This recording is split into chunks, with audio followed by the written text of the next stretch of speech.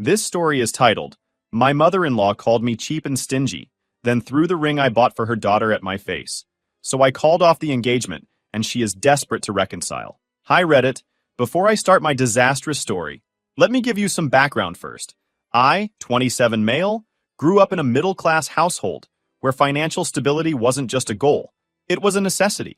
My parents taught me the value of saving, and I carried that lesson into adulthood. I met Grace, 25 female, 2 years ago, at a barbecue hosted by a mutual friend. I was there because my buddy Ethan wouldn't stop nagging me to get out of the house more. I wasn't expecting much. Maybe a burger, a couple of awkward conversations, and heading home early. But then I saw Grace. She wasn't the loud, center of attention type.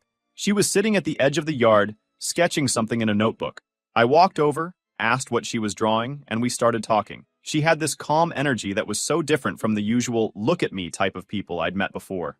One thing led to another, and by the end of the night, we'd exchanged numbers. We clicked almost immediately. Grace was sweet, creative, and had this way of making the smallest things feel meaningful. She'd tell me about her favorite art projects, the way she wanted to open her own studio someday, and all these little dreams that made her eyes light up. I loved listening to her talk about it all. But early on, she brought up her mom. She's kind of intense, Grace said one night when we were grabbing dinner. How intense? I asked. Kind of joking, but not really. Grace sighed. She just has really strong opinions about everything. My job, my friends, my clothes. She means well, though. She just wants me to do well. I didn't think much of it at the time. Everyone has family quirks, right? But when I met Linda, her mom, I realized this wasn't just some quirky mom who got a little too involved. This was a full-blown control freak. Linda was polite the first time we met, but it felt fake, like she was sizing me up. She asked about my job, I work in tech, where I went to school, and then immediately asked, "What's your long-term plan?" I'm planning to grow in my role and maybe start my own company one day, I said, trying to sound confident. She raised an eyebrow, gave Grace this look, and said, "Well, stability is important. Grace deserves someone who can provide." That rubbed me the wrong way, but I let it go. Grace seemed nervous, and I didn't want to make things awkward. As time went on, though, I started noticing how much control Linda had over Grace's life. Grace had always wanted to be an artist, but Linda had pushed her into accounting because art doesn't pay the bills. Grace hated her job, but anytime she talked about quitting or pursuing art, Linda would guilt her with, "After everything I've done for you, this is how you thank me." It wasn't just her career either. Linda had opinions about everything. Grace's clothes, the food she ate, even how she wore her hair. If Grace bought a dress Linda didn't approve of, she'd make comments like, "You really think that flatters you?" What bothered me the most was how Grace would just take it. She never stood up to her mom, always brushing it off like she's just old-fashioned or she doesn't mean it like that. At first, I tried to be supportive. I'd tell Grace she didn't need to let her mom control her, that she was smart and capable enough to make her own choices. Grace would nod and thank me, but nothing ever changed. The longer we dated, the more I started feeling like Linda wasn't just controlling Grace's life. She was starting to influence our relationship too. Linda had this way of making me feel like I wasn't good enough, even when she wasn't directly saying it. She'd make comments like, "It's nice that you're doing okay for yourself," or, "Tech is so unpredictable, isn't it?" Grace never said anything when her mom made these comments. She'd just give me this apologetic look like, "I know she's being a pain, but what can I do?" One time, we were at dinner with her parents, and Linda started talking about how men should always provide, and how she was lucky Grace's dad had real ambition. I could feel my face heating up, but Grace just sat there quietly, not saying a word. Later, I brought it up. "Why don't you ever say anything when your mom talks like that?" "She's just like that," Grace said. "It's not worth the argument." It frustrated me, but I didn't push too hard. I loved Grace, and I figured maybe this was just something we'd deal with over time. But looking back, I think that was the first crack in the foundation. The truth is, Linda's control over Grace wasn't just a problem for her. It was starting to become a problem for us. And the more I tried to ignore it, the harder it became to see a future where Linda wasn't pulling the strings. Still, I held on to the hope that things could get better. I thought maybe if I showed Linda how serious I was about Grace, she'd ease up. That hope is what led to the proposal, and ultimately, everything that came after. After 2 years of dating, I knew I wanted to marry Grace. Despite her mom's constant interference, I loved Grace for who she was. Kind, patient, and creative. I'd spent months saving up for a ring. It wasn't some massive rock that you'd see in a movie, but it was perfect in my eyes. A platinum band with a beautiful diamond solitaire. It was elegant and timeless, something I knew Grace would appreciate. I planned to keep the proposal intimate. Grace had never been one for grand gestures, and I wanted the moment to feel personal and special. One Saturday afternoon, I took her to our favorite park by the river. It was a place we often went to just relax, and it had this spot with a bench overlooking the water. We were sitting there, talking about our plans for the weekend, when I decided to go for it. I pulled out the ring box and got down on one knee. "Grace," I said, feeling my heart race a little, "I love you, and I can't imagine my life without you. Will you marry me?" Her face lit up. "Yes," she said, tears in her eyes. She hugged me so tightly I almost forgot to actually put the ring on her finger. For a few days, everything felt perfect. Grace kept looking at the ring and smiling, and I thought I'd nailed it. We talked about wedding plans, something simple, maybe outdoors, and I started to feel like we were on the same page. Then Grace suggested we visit her parents to share the news and get their blessing. I won't lie, I wasn't thrilled about the idea. Linda wasn't exactly my biggest fan, and I knew she'd have something to say about the ring, the wedding, or both. But Grace seemed so excited about the idea that I didn't want to ruin it for her. "We'll just tell them together," Grace said, squeezing my hand. "Mom will come around. She just needs to see how happy we are." I nodded, even though I wasn't convinced. When we arrived at her parents' house, Linda was sitting in the living room with her husband Mike. Now, Mike's a quiet guy. He mostly stays out of Linda's way, which I can't really blame him for. He gave us a polite nod when we walked in, while Linda's eyes immediately darted to Grace's hand. "What's this?" Linda asked, her tone sharp. Grace smiled, holding up her hand. "We're engaged." For a moment, Linda didn't say anything. She just stared at the ring like she was trying to figure out if it was a joke. Then she let out this small laugh. Not the happy kind, but the kind that makes you feel like you've done something wrong. "That's the ring?" she asked, raising an eyebrow. "Yes. Isn't it beautiful?" Grace said, still smiling. Linda didn't answer. Instead, she walked over, grabbed Grace's hand, and examined the ring like it was a piece of costume jewelry. "It's so small," she finally said. "Are you sure this is an engagement ring?" "Mom," Grace said, her smile fading. "Don't start." "Don't start?" Linda repeated, looking at me now. "Adam, you're telling me you couldn't get her something a little more substantial?" I felt my jaw clench. I'd expected some comments, but this felt like a straight-up attack. "I picked this ring because it's meaningful," I said, trying to stay calm. "It's elegant and within our budget. I didn't think the size of the diamond was what mattered." Linda let go of Grace's hand and crossed her arms. "An engagement ring is supposed to show how serious you are. This looks like you're cutting corners." "Mom!" Grace said, her voice sharper this time. But Linda wasn't done. "I'm just saying, Grace deserves better. If you can't afford a proper ring, how are you going to afford a wedding? Or a house? Or kids?" Mike, who'd been sitting quietly the whole time, finally spoke up. "Linda, maybe we should just congratulate them." Linda shot him a look that could freeze water. "Mike, I'm just being honest. This is our daughter's future we're talking about." I took a deep breath. I love Grace, and I want to build a life with her. I'm not going to blow all my savings on a ring when we have a future to plan for. Linda laughed again, that same condescending laugh. "That's a nice speech, Adam, but it sounds like an excuse." Before I could say anything else, she grabbed the ring off the coffee table where Grace had set it down. "If this is the best you can do," she said, tossing it back onto the table, "then maybe you're not ready for marriage." Grace's face went pale. "Mom, stop," she said, her voice breaking. But Linda ignored her. "Grace, you need to think about this. Marriage is a serious commitment. You can't just say yes to the first guy who comes along with a cheap ring." That was it for me. I stood up, my hands clenched into fists at my sides. "I'm not going to sit here and be insulted. I love Grace, but I won't let you disrespect me like this." Linda didn't even flinch. "If you're serious about marrying my daughter, you'll prove it. Get her a real ring. Until then, don't waste our time." I turned to Grace, hoping she'd say something, anything to back me up. But she just stood there, looking torn. "Adam, let's just go," she finally said, her voice barely above a whisper. We left, the car ride back to my apartment completely silent. I wanted to talk about what had just happened, but I also didn't trust myself to say something I'd regret. When we got to my place, Grace finally spoke up. "I'm sorry about my mom. She's just protective." "Protective?" I repeated, my voice rising. "Grace, she called the ring cheap and threw it at me. That's not protective. That's cruel." "She doesn't mean it like that," Grace said, avoiding my eyes. "She just has high standards." "High standards?" I said, shaking my head. "Grace, she disrespected me in front of you, and you didn't say a word. How am I supposed to deal with that for the rest of my life?" Grace didn't have an answer. She just sat there, looking like she wanted to cry.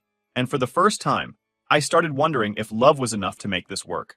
After the nightmare at Linda's house, Grace and I were in an awkward limbo. We didn't talk much about what had happened, and whenever I brought it up, she'd change the subject or say, "I'll talk to her soon." Days turned into a week and nothing had changed. Then one evening, Grace dropped a bomb on me. My mom thinks I should go stay with her for a while, she said hesitantly as we sat on the couch. I almost choked on my drink. What? Why? She just wants to talk things over, Grace said, not meeting my eyes. Talk things over? Grace, she doesn't want to talk. She wants to control you. Grace sighed, fidgeting with her hands. I know she was out of line, but she's still my mom. She says she wants to help us figure things out. Help, I said, incredulous. Grace, she thinks I'm not good enough for you. How is that helping? She's just worried about me, Grace said quietly. She doesn't want me to make a mistake. I stared at her, trying to wrap my head around it. You don't actually think this is a good idea, do you? Grace hesitated. I don't know. Maybe it'll calm her down. Maybe if I spend some time with her, she'll see how much you mean to me. Or she'll use that time to convince you to leave me, I said, my frustration building. Grace didn't respond. Instead, she looked at the floor, and I could tell her mind was already made up.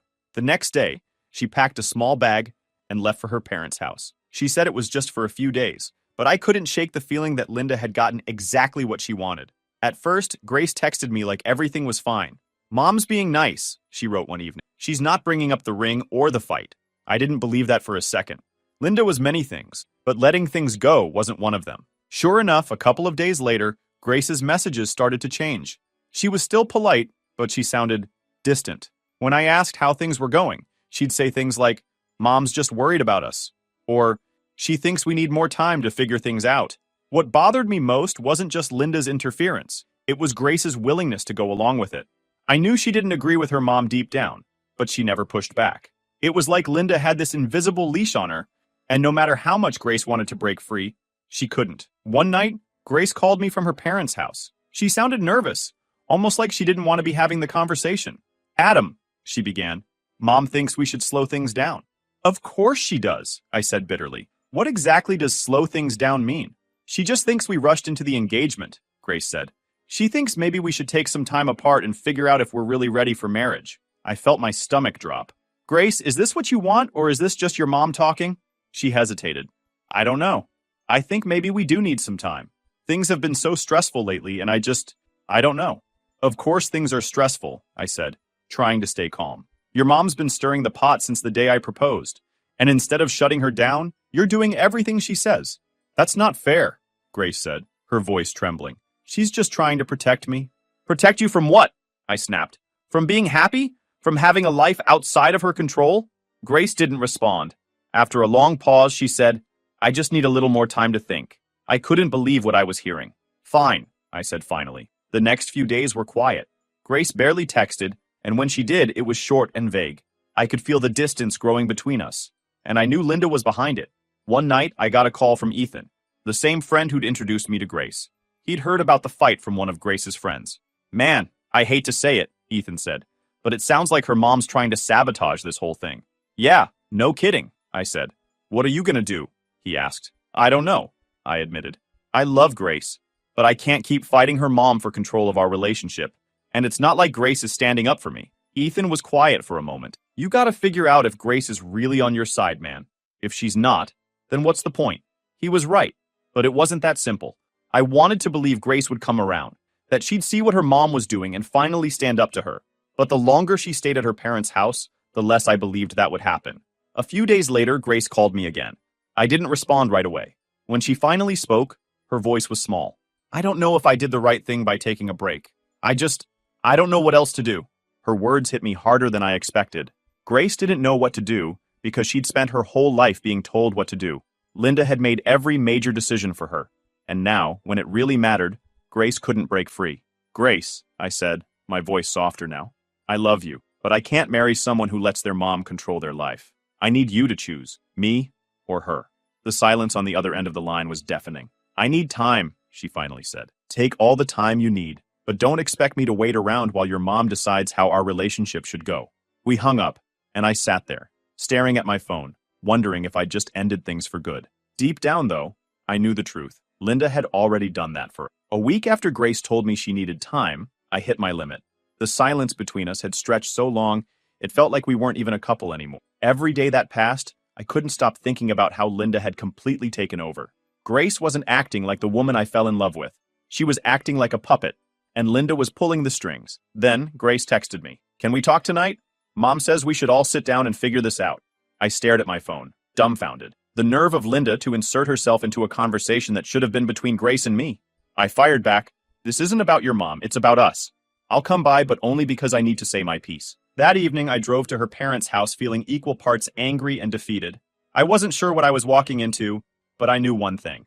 I wasn't going to let Linda talk to me like she had before. When I arrived, Grace was waiting by the door. She looked nervous, wringing her hands like she was trying to hold herself together. "Thanks for coming," she said quietly. "Let's just get this over with," I replied, walking past her into the living room. Linda was sitting on the couch like she owned the world, with Mike beside her, looking like he wanted to be anywhere else.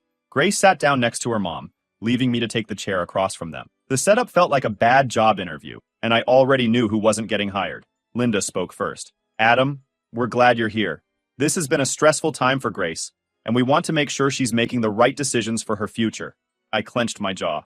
"This isn't about Grace's future. This is about you controlling her life." Linda's smile didn't falter, but her tone turned sharper. "I'm her mother. It's my job to make sure she's taken care of." "And what about my job as her fiancé?" I shot back. "Or does that not count because I didn't buy a ring big enough for your standards?" Grace flinched but didn't say anything. Linda, however, leaned forward like she'd been waiting for this moment. "It's not about the size of the ring, Adam. It's about what it represents. A man who can't invest in a proper engagement ring clearly doesn't take marriage seriously." I laughed, but there was no humor in it. "You mean a man who doesn't go into debt to impress you?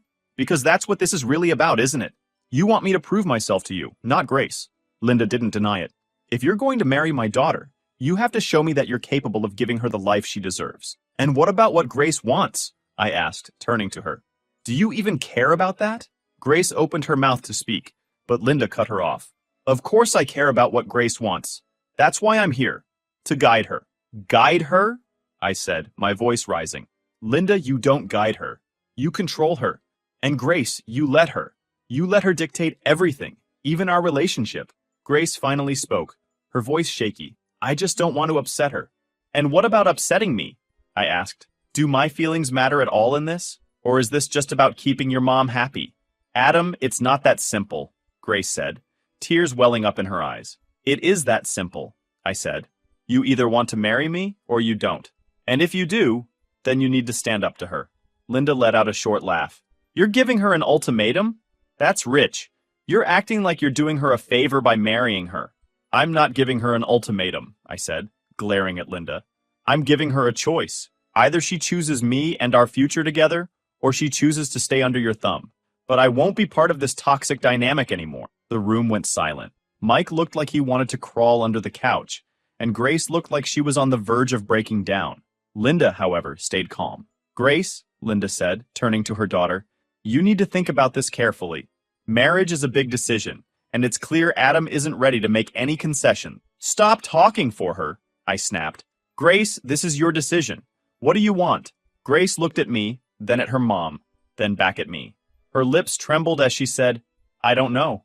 Those 3 words hit me harder than I expected. I realized then that Grace wasn't going to choose me, not because she didn't love me, but because she didn't know how to stand up to her mom. "I think we're done here," I said, standing up. "Grace, I love you, but I can't keep fighting this battle alone. You need to figure out what you really want, without your mom telling you what to think." "Adam, wait," Grace said, grabbing my arm. "I just need more time." I shook my head. "You've had time, Grace, and all it's done is push us further apart." Linda stood up, her expression smug. "Well, if you're leaving, don't expect to come crawling back when you realize you've made a mistake." I turned to her, my voice steady. "The only mistake I made was thinking I could win Grace's love without your interference. I'm done playing this game, Linda. I hope one day Grace realizes how much damage you've done." I walked out without looking back, my heart heavy, but my mind clear. For the first time in weeks, I felt like I'd taken back control of my life. Whether Grace chose to stay under Linda's thumb or not, I knew I couldn't let myself be dragged down by her mother's toxicity any longer. The next morning, my phone started buzzing. Grace texted me a long message apologizing, but it wasn't the kind of apology I needed. It was full of excuses. "I'm sorry you felt that way.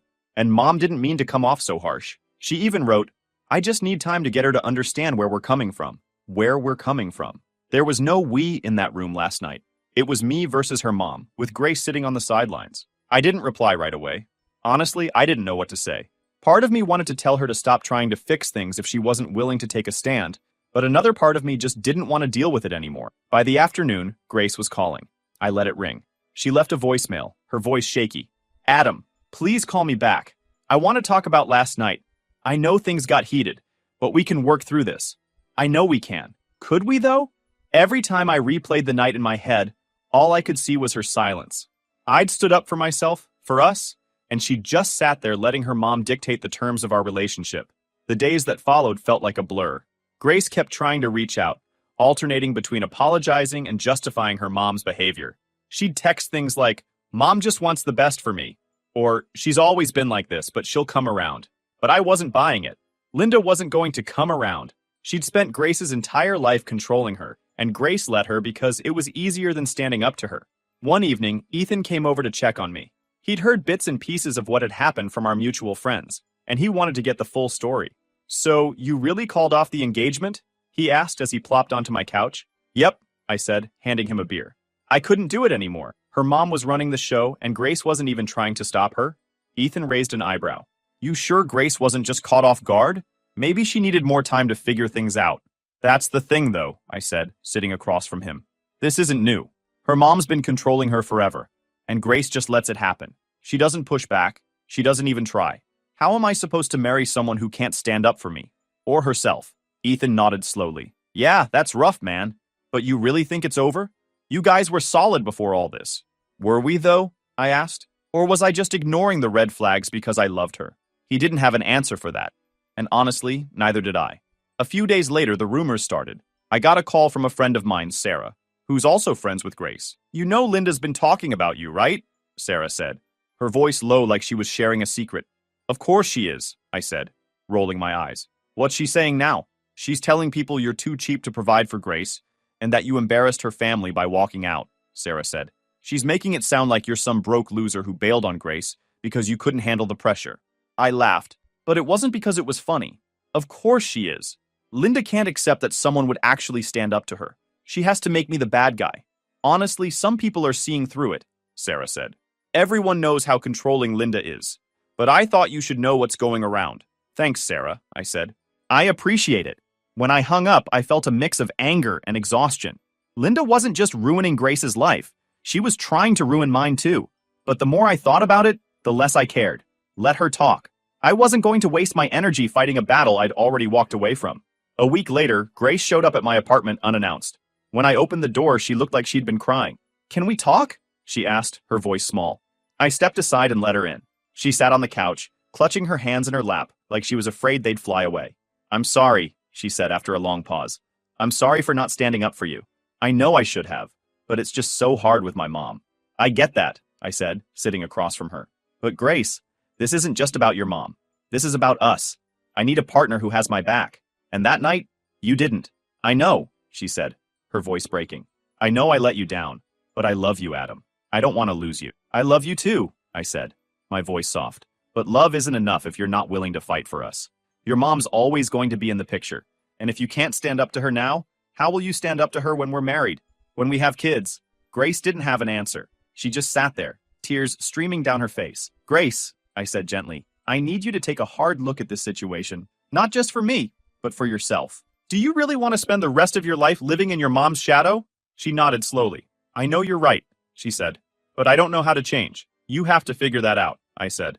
But I can't be the one to do it for you. She left that night, and I knew it was the last time we'd talk as a couple. Linda tried to contact me once, sending a text that read, if you'd just apologize, we could all move past this. I deleted it without replying.